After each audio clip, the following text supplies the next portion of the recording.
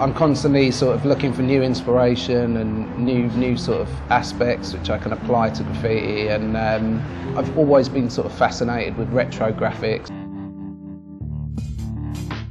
I've always like kind of looked at like old arcade games and like old kind of graphics and stuff used and tried to like manipulate them somehow into my own artwork. Like when I was a kid, like I used to get my dad to be like, "Oh, Dad, draw a motorbike and let me colour it in," and he'd draw a sketchy motorbike. I'd be like, "Your lines aren't smooth enough. Do it like do the wheel in one smooth line. You know, they've got to be perfect." And it's exactly how I work now. I always start with a very basic sketch of what I'm doing, and then try and be as loose with that as possible and not adhere to any sort of guidelines, but there'll be like a basic sketch, and then once I start putting colour into it, a lot of things change throughout and it sort of develops while you're painting. It was a play on the game Centipede, so I kind of did a little bit of research, found out about it, and I just kind of wanted to bring it, kind of put it on the streets.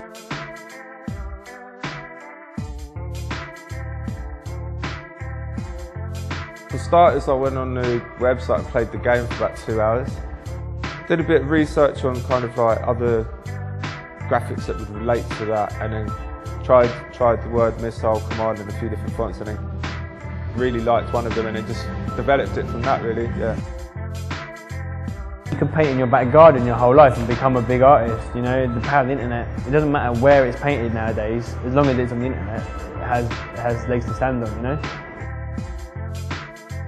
But now you know you can, at the click of a button, you can, you know, a picture can travel all the way around the world in a matter of seconds.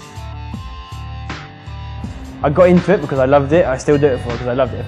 If I stopped loving it and it's purely a financial thing, I would have stopped years ago. It's a massive art movement.